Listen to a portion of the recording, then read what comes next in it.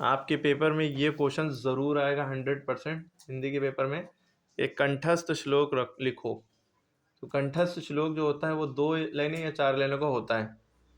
ये रटा हुआ श्लोक संस्कृत की में ही लिखना होगा, संस्कृत में आएगा, संस्कृत में ही लिखना होगा, ठीक है, हिंदी के पेपर में। समझ में आ रही बात? तो आपने जैसे रटा होगा वैसे लिखना। तो ये जो कुछ श्लोक हैं, 1 2 3 श्लोक हमने लिखे हैं, और ये 3 100% यही 3 में से फंसेगा। बल्कि उसमें चॉइस होती है, कोई सा भी करो, तो यही 3 में से आपका इसकी हिंदी भी लिखने को आ जाएगी, इन्हीं तीनों में से, ठीक है। या तो अब आपको ये बात पता होना चाहिए कि अगर मान लिया आपने याला याद करा है, जो ऊपर दिख रहा है याला याद करा, और इसी का हिंदी लिखने को आ गई कि अनुवाद करो, तो आप फिर याला नहीं लिख सकते, इसलिए आप कोई दूसरा याद कर लिए, याला भी साथ में याद कर लिए।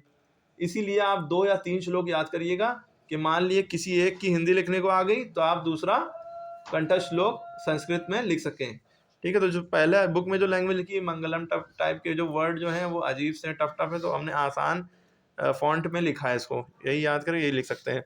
जो पहला वाला श्लोक है बस इतना ही 2 लाइन का है, मरणम मंगलम विभूतिश्च विभूषणम पूर्ण विराम।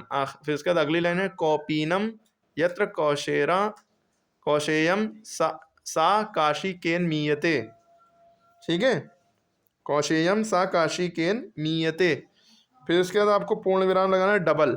देखिए पहले वाले में जो है 1 लगेगा, दूसरे वाले में डबल लगेगा, ठीक है, याद रखिए, हमने नहीं लगाया, आप लोग डबल 2 लाइनें खींचेगा, ठीक है। आपने ये याद किया, आप नहीं ये लिख के आ गए, क्योंकि मान लिए कि यही आया, उसकी हिंदी करनी हुई, तब आप याला ना लिख के आप दूसरा कोई ये लिखेंगे। जैसे दूसरा वाला ये है, ये दूसरा श्लोक है बंधनम वाला, फिर आपको ये लिखना होगा बंधनम मरणम वापि जयो वापि पराजया, और उभयत्र समो वीरा वीर भावो ही वीरता।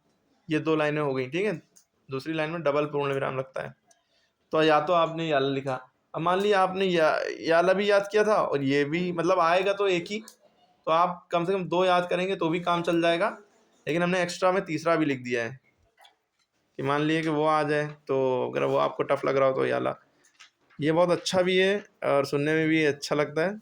जैसे सर्वे भवन्तु सुखिनः सर्वे सन्तु निरामया सर्वे भद्राणि पश्यन्तु माँ कश्चित दुख भाग भवेत्, ठीक है। तो आप यही याद कर लिए।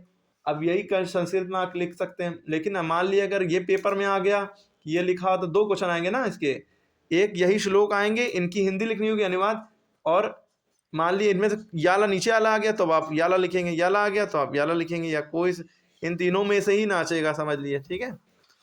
और जो संस्कृत में लिखना होता है कोई भी लिख सकते हैं ना, इसलिए कोई सा भी लिख लिएगा, याद कर लिए।